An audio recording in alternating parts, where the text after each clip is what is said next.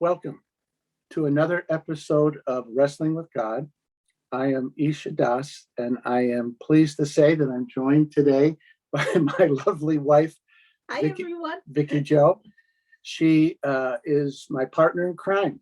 Together, we run the Assisi Institute in Rochester, New York. And like myself, she's a licensed psychotherapist. And as I like to say to people, I am the bluster and she is the luster. And she's kind of pretty besides. So,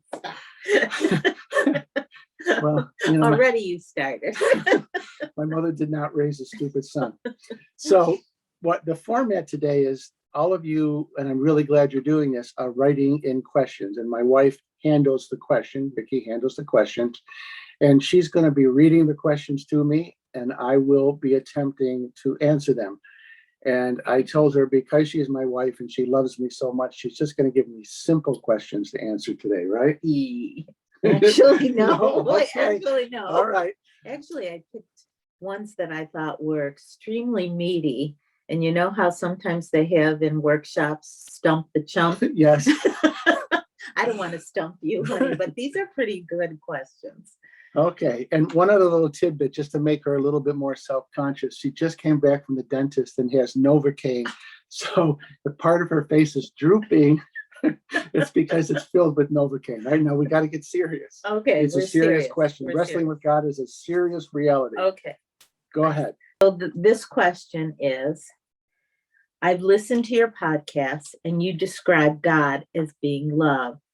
So then why does the Christian religion emphasize our sinfulness so much? I'm sure you can answer that one really well, honey. Why can I answer that really well? Well, sinfulness, Craig, Isha Das. Okay. Thank you. No, it's a very good question. And to start out with an honest sort of confession or acknowledgement, she's right on one level that far too often Christianity, whether it was in the form of Catholicism or Orthodoxy or Protestant Christianity, far too often there has been an emphasis on sin. And what is kind of unusual about that, or maybe contradictory about that, if you go to the life of Jesus and the teachings of Jesus, he paints a picture of God where God really is love. God is absolute goodness. An example would be his parable of the prodigal son. The youngest son goes off, spends his inheritance on all kind of wild living, and the father, who represents God, just waits for him in love. And then when the son had spent all of his money and his life had fallen apart, he comes back home. And the father doesn't condemn him. He doesn't shame him. He embraces him with love. In fact, throws a big party. So that's the image of God that Jesus gives us. There's another place in Scripture where Jesus is asked, what are the most important commandments? What is the most important commandment? How do you sum up, in a sense, religion and spirituality? And to paraphrase Jesus, he gives a simple but profound answer. It's loving God with our whole being and loving our neighbor as an extension of ourselves. So what went wrong? Part of what happened through the Christian centuries, and especially when Christianity became the official religion of the Roman Empire, there was a drop in the collective consciousness of the community of Christians. Let me say it this way. We all view things through the lens of our own experience. We all view things and interpret things through the lens of our own ideology, our own perspectives, our own prejudices. So what happened when Christianity just became the official religion of the Roman Empire, it got watered down in a sense. The collective consciousness constricted, so that you had people interpreting the words of Jesus and interpreting the gospel who weren't enlightened. So I think we can make a case that the apostles of Jesus and the early disciples and followers of the first 2 or 3 centuries of Christianity, they were in a high state of consciousness. So they had the correct lens, more or less, to correctly interpret the words of Jesus. And again, what happened subsequently was that collective consciousness constricted. And so they began to interpret the Gospels through their own corrupted lens. Now, having said that, let me talk about sin for a little bit. It's interesting, the biblical word for sin in the New Testament, and I did take Greek a long time ago in college, but my pronunciation isn't so great. The word for sin is harmatia. And it's really a term from archery. And so the understanding of sin in the New Testament is not that we are despicable human beings, but that sin means to miss the mark. Again, it's a term from archery. The mark that we are striving for is love. And love expressed as serving the highest good of others and our own union with the divine mind, with the heart of God. And so sin is missing the mark. I do think it is important that we have a sense of what the high mark is. What are we shooting for? And we have to have a sense of when we miss that mark. Again, missing that mark isn't condemning ourselves. It isn't shaming ourselves. It is just knowing when we have failed to love. And in noting when we have failed to love, then we can reset our focus. We can reset the arrow, so to speak, of our intention on a higher bar, on a higher target, which is love. So God is love. God is absolute goodness. And I think because we're human beings and we miss the mark, we have to have a healthy sense of what sin is. And again, it's not shaming, not condemning. It is just having a conscience, maybe is another way of saying it, as to when we miss the mark. How's that? Well, it's good. I have a question though, of course. Okay. So I think what you're saying is that we need to have a balance to look at things, look at love, Yeah. and look at truth, you always say. But part of the truth is that sometimes we sin. Yes. And if we balance it, then that makes it easier to deal with our sin if we feel that love too. Yes. I think that's what you're saying. Yeah, no, you're raising a good point that we have to be able to look at how we miss the mark. Right. That's very important. We have to take responsibility for our lives. That's very important, and our actions. It's much easier to do that in the context of knowing that we are loved unconditionally. Again, going back to the parable of the prodigal son, knowing that God, the Father, the Great Mother, is waiting for us with open arms, never condemning us. I like to say that the door to the higher realms, the door to heaven, is always unlocked. The kitchen light is on, and there's always food warming up in the stove, waiting for us. Thank God. So it's in that context of love that I think we have the courage to look at ourselves. You know, if I can just share this little piece, I teach Kriya Yoga. Kriya Yoga was brought to the United States by Paramahansa Yogananda, a great saint and yogi from India. And he died in 1952, but he went to a kind of like a tent revival meeting once. And the minister leading the revival said that, everybody who's a sinner, stand up. And Yogananda didn't stand up. He sat in his seat. And the minister came to him and said, "Aren't you a sinner?" And Yogananda said, "No, I'm a child of God." Now, Yogananda taught that we had to acknowledge when we missed the mark. Right. But we never identify ourselves as a sinner. We are children of God made in the divine image who miss the mark. Yeah, I like that. I like the miss the mark thing. Yes. I also wonder if there wasn't what you said in the background in the early days, if there wasn't some issue about control, because when you concentrate on sinning, it feels like almost a little bit of a control tactic. Maybe not, but feels like it could have been partially when authority was very important and maybe misused. Well, Institutional religion is a two-edged sword. We need institutions because they create stability over time. Other things fall apart, life falls apart. We need healthy institutions to stabilize us through life's ups and downs. So the institutional church is one of those stabilizing structures. However, there's always a great temptation with institutions that they want to ensure their own survival. They want to ensure their own power and their own control. So one could probably make the case, I haven't studied this, so I'm not speaking authoritatively on it. One can probably make the case that the institutional church overstressed sin and the need for the church, the institution, as the means of forgiveness and reconciliation as a measure of control. Again, that may well be true because institutions are necessary and institutions have power, and sometimes that power is used to keep the institution thriving over and against the truth of a situation. Yeah, that makes sense to me. Good. So if I do something wrong, all I have to do is come to you and say, honey, I love you. And then everything's good. We'll talk about that later. I don't want to fight in front of the children. Okay.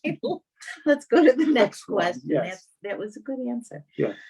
So this is somebody who's been following you for a long time. You've been talking a lot lately about the yamas and the niyamas of yoga, the 10 commandments in the Old Testament, and the Beatitudes of Jesus. So tell me why they are important and not just outdated, antiquated rules. Okay, it's another easy question. Thank you. What's true below is true above. What's true about material life is also true about psychological life. It's also what's true about spiritual life. So let's just start with the physical realm. So for example, we know there are physical laws that guide the universe, the material universe, gravity, the rate of the speed of light, weak field forces, strong field forces, etc.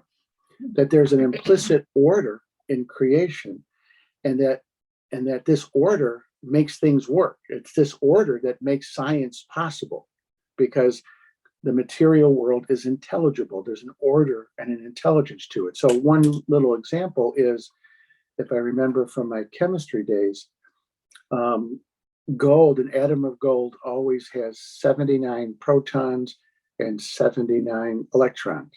And an atom of silver always has 47 protons Oh, I'm impressed. and 47 electrons. It never changed. Gold never has 48, 45 protons or electrons. It's always the same. That's what makes gold gold. That's part of what makes gold gold. That's part of what makes silver silver. So there is this order throughout all of creation. Certain spiritual teachers refer to it as the natural order or the natural law. And just, again, think about it at a very human level. Our lives go better when we are in the flow of this natural order. Just to give a real concrete example, we know, for example, that if we eat food that is fresh and organic and non-processed, it's more natural. It's more in its natural state. It's better for the human body than food that has been processed, etc. That's just one example that we do better as human beings when we are living within the natural order. There are psychological laws that work. And you know about the brain functioning better than I do. But for example, when people have been exposed to repeated trauma, the amygdala, the part of the brain, the fight or flight part of the brain, the reptilian brain, it dominates, so that when we're constantly flooded or we've been significantly impacted by trauma, we know it has a negative effect on how our brain functions, because then we're kind of locked into that fight or flight routine. So psychologically, we see that there are psychological laws for mental health, for mental hygiene. They've done studies that when they take people who have mental illnesses and put them within a functioning community, a high functioning community psychologically, the functioning of the people with mental health issues just naturally, it increases, it elevates. So there are physical laws, there are psychological laws, and there are spiritual laws, moral laws that are true every place, everywhere. They're not culturally conditioned, they're not social constructs. So the 10 Commandments, I don't want to reduce the 10 Commandments or the yamas and the niyamas to do's and don'ts, but just to talk about it superficially for a moment, the yamas and the niyamas are the do's and don'ts of the Hindu religion, and the 10 Commandments are the do's and don'ts of the Judeo-Christian religion. What they reflect at a very deep level is the moral order of the universe. So, for example, if I'm going to lie to somebody, somehow that's going to boomerang back on me, and it's going to affect the other person. We call that the law of karma. Whatever we sow, we reap. So if we violate these moral laws in some way, shape, or form, we reap suffering on ourselves and on other people. Adultery, for example, that always brings some level of suffering to the people involved. So the 10 Commandments, the yamas and the niyamas, in their purest form, they're not something that the patriarchy has imposed on people or the matriarchy has imposed on people. They're not even something that the institutions have imposed on us. They really reflect a moral order that pervades the universe, that pervades creation. It's woven into reality. And when we live in alignment with the moral order, then there's a peace in our lives, there's a wholeness, there's a healthiness that allows us to thrive in every other way. And when we violate those, the moral fabric of the universe, it always has a boomerang effect. It comes back to get us in some way. Now, there's not a God up in heaven who is taking notes. It's just, again, if we're out of the natural order, we just naturally bring suffering upon ourselves and other people. And I'll give a kind of a funny example of this. A number of months ago, maybe close to actually a year ago, somebody asked me, and this connects back to the whole concept of sin. Mm-hmm. Somebody asked me, is adultery a sin? And my response was, I don't know if it's a sin, it's just very stupid. And it's very stupid because it ultimately doesn't work. And that's how we have to understand the yamas and the niyamas and the 10 Commandments. One of the 10 Commandments is honor your father and mother, and there are different levels of that. One level of that commandment is honor the wisdom that has been passed down to you. Our ancestors, they knew what made life work well, and they knew what made life miserable. And so the 10 Commandments and the yamas and the niyamas are part of that wisdom that our ancestors have passed on to us. That's a nice answer. I have one other point. Okay. So isn't there a little flexibility sometimes? Because I'm remembering, I always get these Bible stories wrong because I was brought up Catholic and didn't read the Bible much. Right. But wasn't there a story where Jesus had to save a donkey out of a well or pull him out, and it was on the Sabbath or something like that? And didn't he do it and say something to the effect? It's in the form of a parable he tells. Yeah. Right. So flexibility. It's not flexibility. This goes back to the very first question about sin. We have to know the difference between those traditions and laws that are purely man-made the interpretations of the 10 Commandments or the niyamas and niyamas have been interpreted in an unenlightened way. So part of what was happening at the time of Jesus was the minutia of the law not not rightly understood, took precedence over love. I got it. Okay. All right. So the pure truth understood, I'll say it this way, the 10 Commandments purely understood in an enlightened way, the yamas and the niyamas understood in an enlightened way, are valid at all times, at all places. Our interpretation of them can be colored by the limitations of those people interpreting them, and then the traditions around that can be misinterpreted and become a heavy burden. Right. That's why, again, what Jesus said is all the laws, all the commandments are summed up in the commandment to love God with your entire being and to love your neighbor as an extension of yourself. So love always trumps the minutia of the law. Love always trumps the man-made traditions around the law. And that would go for something like a righteous war. I mean, Yeah, you're really taking us here, but it's good. I'll just say, in my Catholic tradition, there is a just war theory. And essentially what it says is that there are certain times and situations where we have to go to war based on the fact that we will, by going to war, we will limit the amount of suffering. So let me say it this way, that if going to war is going to create more suffering than the problem itself, then it's not justified. But if going to war and taking a life is in the long run going to save more lives. Like World War II. Like World War II would be an example of that.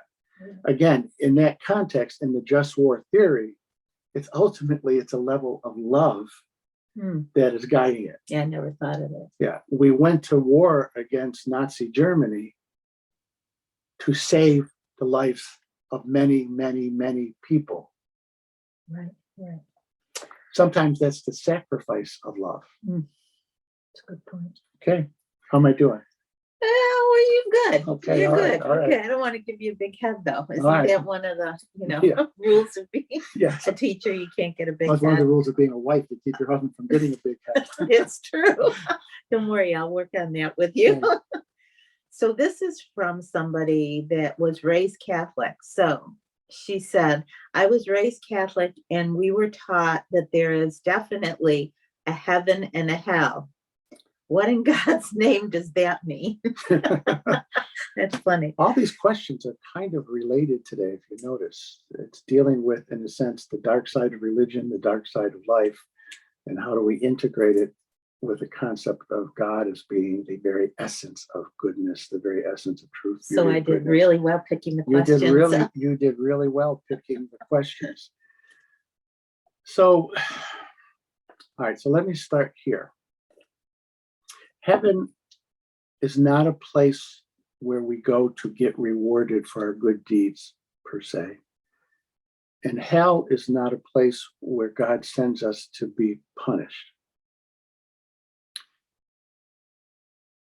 Is hell real? Yes. Is hell a place that God created to punish sinners? No. We are in hell anytime we are outside of love. Anytime we are blocked off from truth, beauty, and goodness, we are in a state of hell. So what I want people to see is that hell is a state of consciousness. It's not a place where God acts as some medieval torturer and sends us there as a punishment. Hell is a state of consciousness whenever we are closed in and locked into our own ideologies, our own prejudices, our own darkness. Hell is the absence of love. It's the absence of truth, beauty, and goodness. You know, in Dante's great work, he talks about levels of hell. And surprisingly, the deepest level of hell is not fire. It is Lucifer, if I remember correctly. He was frozen up to his waist in ice. And he kept on flapping his wings to get himself out, but he couldn't get out of his hell. So hell, again, is a state of consciousness where we are frozen, locked into our own blindness, our own fear, our own anger. It becomes a prison that really is a hell. And it has the feel of being eternal. When we're in that darkest place, isn't the feeling like it's never going to end? Yeah. Yeah. Right. So that's hell. It's a state of consciousness. And in the same way, heaven is not a place where we are rewarded per se. It's a state of consciousness. So whenever we are in a state of love, whenever we're operating from the true spirit of truth, beauty, and goodness, we are gravitating towards heaven. We are in a state of heaven. There was a Catholic saint, Catherine of Genoa, I think from the 16th century, who had a line, it's heaven all the way to heaven and it's hell all the way to hell. That what we experience, this could be a whole nother conversation, but what we experience in the afterlife is really just a continuation of our trajectory here. Mm-hmm. Yeah. So if essentially we have lived a life of love, then that's what we experience in an essential way on the other side. And to the degree that we live an experience of love, we go deeper into that love. And in the same way, if we've lived in anger and hatred and selfishness, we carry that consciousness with us to the other side. Now, I won't get into all of my beliefs about the afterlife. It's a combination of Christianity and what I've learned from Paramahansa Yogananda. God gives us eternity to right the ship.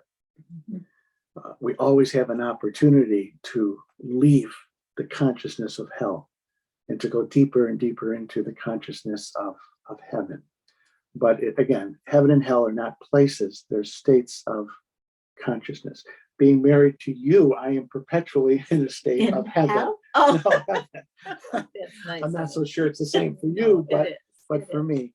Well, no, I think that's true. I think we can feel heavenly times, looking at a sunrise, smelling our babies when they were little. I mean, those are heavenly experiences.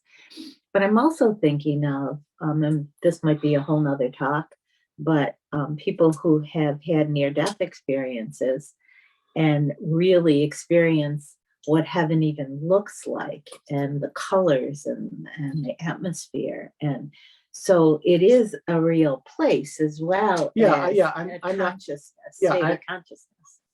Yes, it is a real place, but maybe not but. But it's always a state of consciousness. Let me say it this way.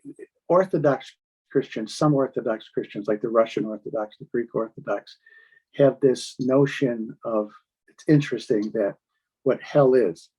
For people who've lived their life in the light, when they cross over, that light is a wonderful, elevating experience. Mm-hmm. For those that have not lived in love, that light is painful. It's like, you've ever been in a darkened room in the middle of summer and you go out in the afternoon and the sun is bright, your eyes hurt.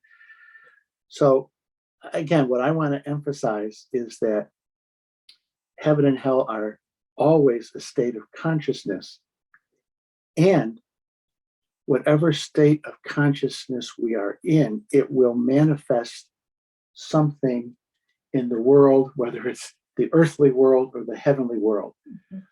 It's interesting. You see this in the genre of apocalyptic movies. The landscape, hell has kind of come to planet Earth in some way, shape, or form, and the landscapes are always barren. Yeah. They're lifeless. Whereas movies, genres that try to describe heaven or paradise and go back to Genesis, where is it located? In a garden. Mm-hmm. So that it is always a state of consciousness, but that state of consciousness will manifest in space and time. Yeah, I have an experience. Can I share that? Sure, yeah. I don't know, some of you might know that we have a son who is paralyzed. He's a C4-5 spinal cord injured from an accident when he was 14. And for me, experiencing all that with him was a little bit of hell. Although I remember coming home from the hospital to take a break one day. I had been there for days, and I came home to take a shower, and I was walking down to the mailbox, and it was the strangest thing. I started to feel like I was floating and flying. And just before that, I had said a prayer, and I had said to God, just, do what you have to do with us. We're all yours. I don't know what to do anymore. And so I'm giving it all up to you. And all of a sudden, I felt like I was flying to the mailbox very slowly. But there was this feeling of great light and great love and warmth and almost like a heavenly feeling, which you wouldn't think would happen at that particular time. And I remember then walking back from the mailbox. I don't even remember getting the mail really, but I remember thinking, I'm experiencing a little bit of heaven in this hell circumstance. And it really buoyed me for a long time after that. Well, let me say two things. One about you is, after being married to you now for a while, one of the things that you are able to do is you are able to bring light and love in painful situations, into painful situations.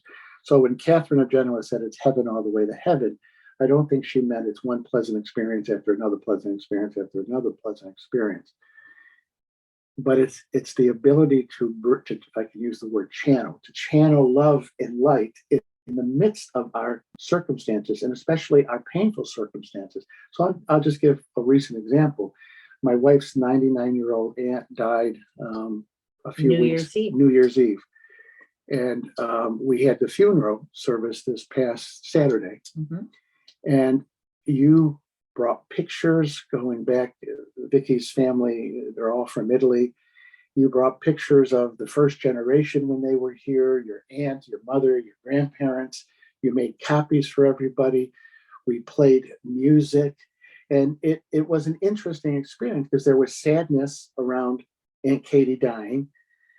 And it triggers the memory of all of our loved ones who have gone before us, my mother, your parents, my father. But in the midst of that, you and a number of us, what we did, we brought love and light into the experience of grieving simultaneously. Mm-hmm. That love and light and faith in God was the context of the suffering. It didn't take away the suffering, but it was the context of the suffering.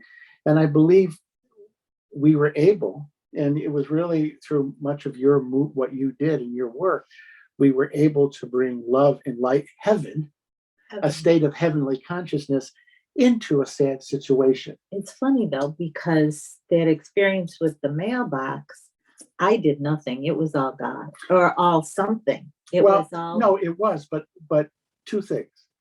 Your heart, I mean, I know you, you're my wife. I tell her this all the time. She's not perfect, but she's the most perfect person that I know. Yeah, he's delusional, but that's all right.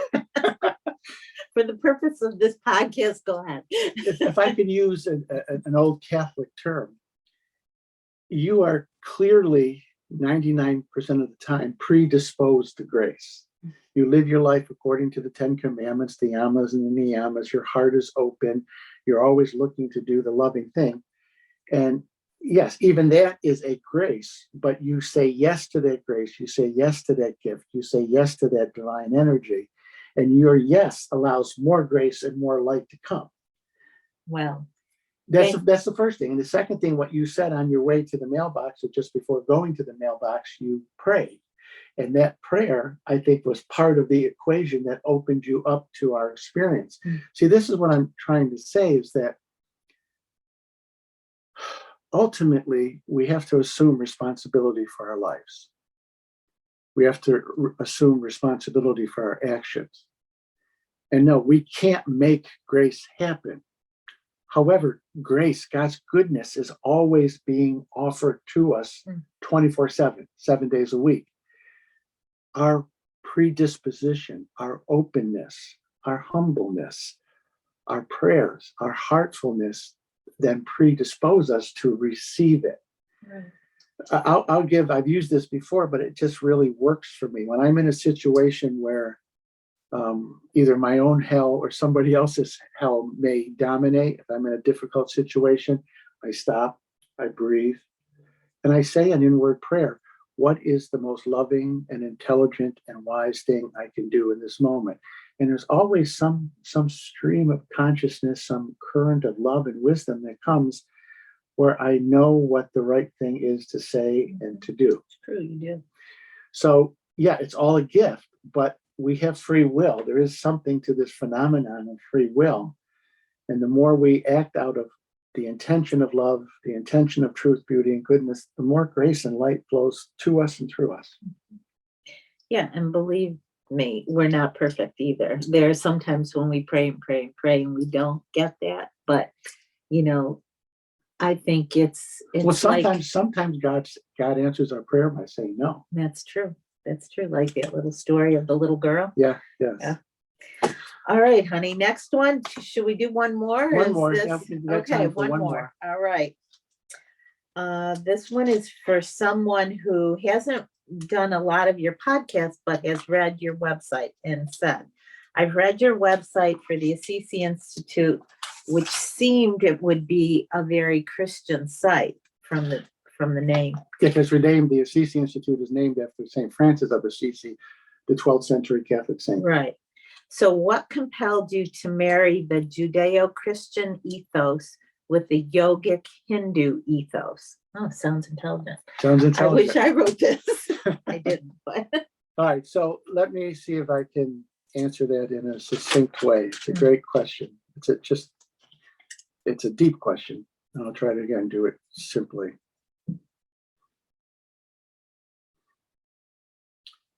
First of all, if we go to all of the world's legitimate religions have their basis in some kind of mystical consciousness. Whoever the founder was had some experience of the divine, some experience of God consciousness.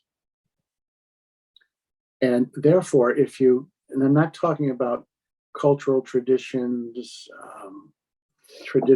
tribal traditions, tribal ways of saying things and framing things. But if you listen to the mystics of these different religions, they are essentially describing the same experience of God. That's what my studies have shown me. And when I listen to the Hindu mystics, they often sound very similar to the Christian mystics. Even some of the stories seem similar. Some of the stories. I remember, I studied the teachings of Paramahansa Yogananda, and he has different states of consciousness. And I remember, coincidentally, my foster mother left a book of summarizing the teachings of Teresa of Avila, the Catholic Carmelite saint and mystic. And I remember opening it up, and she had these different levels of spiritual realization of consciousness. I remember reading them and saying, they're the same levels that Yogananda, this Hindu saint, is describing. Yeah. So first of all, at the core, the mystics of all the different religions are saying the same thing. Again, now there's a tribal and cultural ethos that developed around the mystical experiences. So often they will name them differently, describe them differently, then they get into my God is better than your God. But at the core, the mystics are saying the same thing. Secondly, we're living in an increasingly smaller and smaller world. And I think it's imperative for the survival of the human race that we understand and celebrate what we have in common. I've told this story before, but this is many, many years ago. I met a Tibetan Buddhist monk. Now, again, my background growing up, Catholic Christian, I have a graduate degree in theology from the University of Notre Dame. Catholicism and Buddhism have a whole different theological understanding. In fact, Buddhism doesn't even quite have a theological understanding. But I remember meeting this Buddhist monk, and I looked into his eyes and he looked into my eyes, and I knew we were brothers. I knew we were drinking from the same well. One of my dearest spiritual brothers is a Hindu monk, Swami Nirvanananda. And again, I think he's a living saint. Excuse me. I think he's a living saint. And he's a Hindu monk. I see the Christ consciousness and the spirit of Christ alive in him. So as the world shrinks and we become smaller and smaller, we don't have to give up our traditions. That's not what I'm saying, or water them down. But I think it's essential that we find our commonality, and that we discover that we really do have, at the deepest level, a common perspective on life and what the good life is. Because if we keep on emphasizing our tribal differences, we're just going to create more and more division in the world and more hell. So part of what we're trying to do in the Assisi Institute, we're not trying to make Christians Hindus, Hindus Christians. We tell people, stay with your traditions, but learn to integrate what is common to all the mystical traditions and deepen them. Yeah. So can you say a little bit about your personal experience? Because I think that's interesting, and how your worlds kind of collided and you decided to pull it all together. Yeah, let's try to do that succinctly again. I was raised in a very Catholic context. My mother was from Italy, so I was raised in a Catholic and Italian Catholic home for the most part. I went to a Catholic grammar school. When I was in grammar school, we went to Mass every day, for example. And I went through a difficult period of time in my life when I was 12. My mother died. Make a long story short, I ended up quitting high school. I was actually homeless for a period of time. I was placed in a home for boys. But when I was 16, I had a very, very powerful spiritual experience in the context of a Catholic retreat. And I knew that if I gave myself over to God, my life would never be the same. That was the message that came to me vis-a-vis this retreat.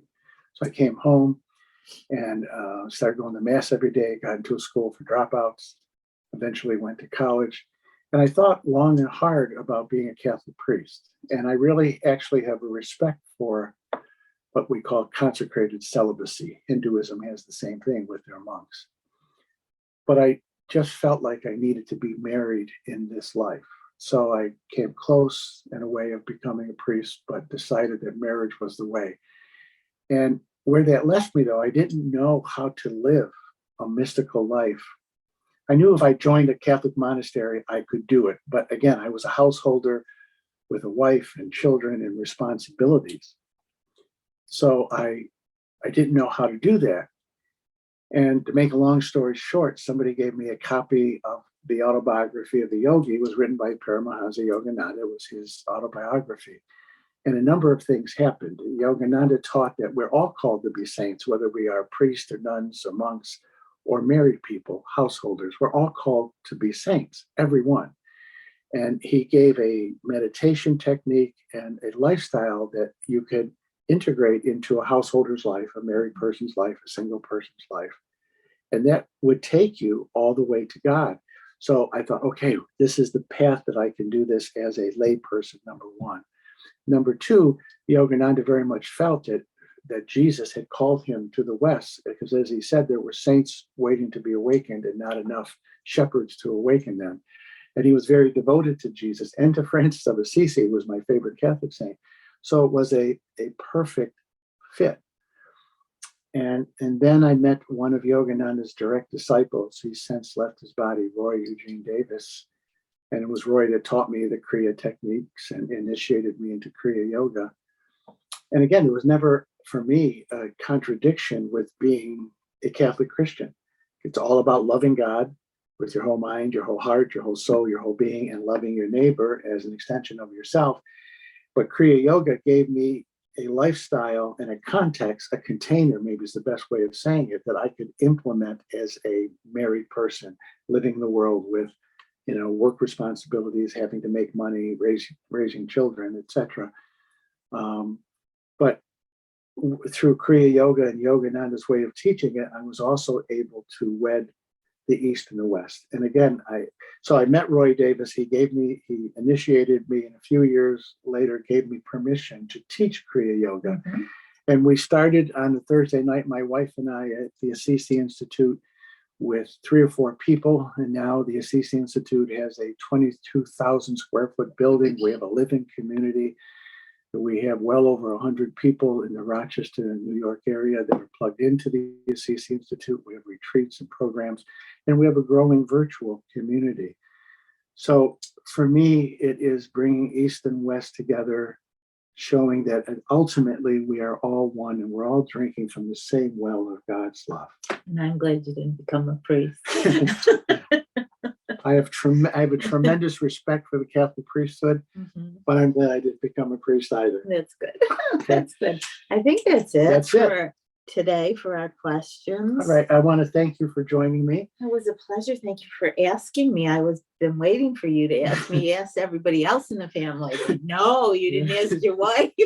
Well, if you behave well, we may do this again. If you behave well. Well, no, thank you very much. And you really are the luster, and I am the bluster in the Assisi Institute. And I want to thank all of you for tuning in. Please, if you like this podcast, give it a like, make a comment, and give me your questions. If you're listening on YouTube, etc., forward it to a friend. I would really appreciate that. God bless you. Namaste. And until we meet again, be well, be happy. Amen.